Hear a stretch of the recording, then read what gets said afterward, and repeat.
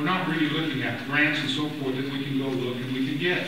We need to go in and attack those. We need to turn around and get every dollar we can get that way to assist us in how we're going to turn around and come up with cost-effective cuts. And those cost-effective cuts may be hours reduced to a certain period of time or whatever. We've gone through this before where we've done that, reduced salaries and plans.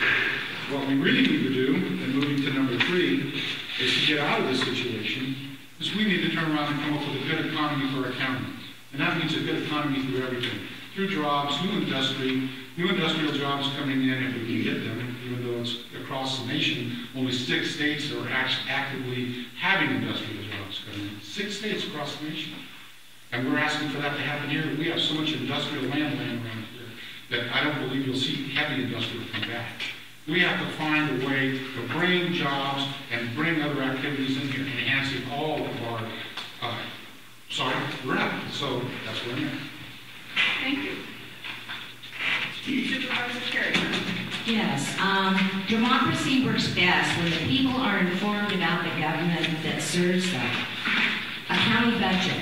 It needs to be more user-friendly, not just line items without specifics. How are we to know what is going on? Yes, we know that general fund revenues will not increase. We know we're going to get cuts from both state and federal revenues, which means program and service reductions. My top priorities are public service, water development, land use, and economic development. If we look at cuts, I would have to say consolidation of departments and administrative cuts rather than line workers that provide the services. I think we need to question about having multiple and duplicated county services spread out around the county. Realistic, balanced budgets that deliver essential services without deficits are important. How did we get where we are today and with the debt load that we're carrying? Teeter plan, borrowing from the retirement fund, we've got a lot to pay back. So we do have some very serious decisions to make, not only as a board of supervisors, but as citizens in this county. Thank you. Supervisor Johnson. Yeah, we are all aware of the budget crisis that we are entering into, both nationally at the state level and here in our local area, our county's budget.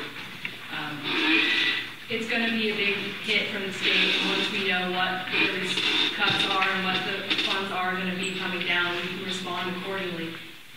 But we have to deal with our situation, and we have places we can save money, but they may not be enough. I'm for looking at every department and having the people in the county can also help address where they can know as an insider ways that we are not best using our funds. It's very important that we maintain the services to the public, and so when it comes to tough decisions about cutting staff, I would first look at streamlining management for not filling line worker positions. When it comes to revenue growth, I think it's very important that the county is a place that people want to come and invest. I don't think we have a very good reputation right now at treating our business community well, and I think that it has hindered our ability to attract entrepreneurs into the area. I've heard several stories that are just embarrassing. These are local businessmen and women that we want to encourage to expand and grow and be here, and we don't want them to constantly be held up through a never-ending planning cycle of if you do this, you can continue with your project. Oh, now you've done that. Well, now you have to do this to have your project, and then pretty soon they're looking to go to another county. It's very important that we encourage and invest in our local businesses and give them good treatment, because we need a healthy business climate. And I spoke on cuts, and it's going to be tough, and the supervisors are going to be very unpopular, but this is the budget situation that we're in. there are solutions other than just cuts, which are fees and taxes, and looking at a combination of things. And I will conclude my comment. Thank you. Thank you. Supervisor Dilbar. Thank you, Madam Chair. Despite the constant challenges that we've faced over the years, we have successfully balanced this budget each and every year on the board.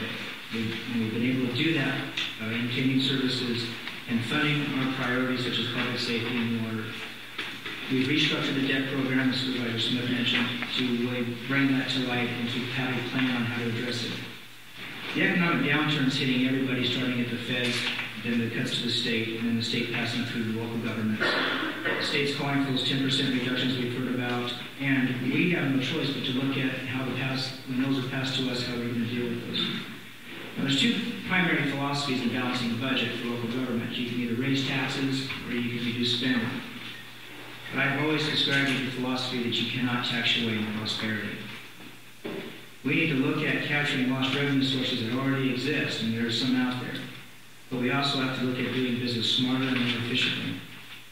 We created a CEO structure, and without going into all the details of all that varies from our previous structure, it allows us to have one individual that oversees all of the departments. In fact, today we completed a 6-month evaluation, and he identified many issues that will really make some positive changes. We've merged our Health and Human Services departments into one agency, and that alone has made savings and has allowed us to better utilize the funding that's available for those three departments and leverage one upon the other. We need to continue to look at the restructuring, to look at the other and capture the other savings that are out there. The counties adjust our salaries so that we can be competitive in the labor market. And obviously that comes as a cost, and that's a cost that we can predict now for the next couple of years, 2 or 3 years. But we need to take a hard look at the workforce numbers that we have. And it may require, especially with the cuts from the state, potentially reducing the size of our workforce. But that can be done, I believe, through attrition and not layoffs and not firings. The way we can increase these revenues is to look at stimulating our local economy. I've led the efforts to increase funding for our economic development program. But we need to continue to aggressively seek our infrastructure improvements, such as our water, our wastewater, our roads, and technology, because that's what attracts those new businesses and manufacturers in this county. We also, as was touched on, we need to improve our county process. That's no question. There's always room for improvement, and I've been a strong advocate for that for a long, long time. And finally, the tax sharing agreement that we've talked about as one of our 3 points here. That tenant agreement that we adopted, and then the meetings, like I stated earlier, we have those on the books. My colleague up here is aware of that, but we have meetings coming, I believe, first part of July to continue that process. Those are the issues that we can do as leaders to make our balanced budget work for the people and still deliver those services to its constituents in Mendocino County. Thank you. Thank you. Supervisor Mulhern. Mendocino County has a pretty large land mass, 3,500 square miles. It has 25.8 residents per square mile in the county. The average California county has 239 residents per square mile. So we've got very few people trying to feed this big machine.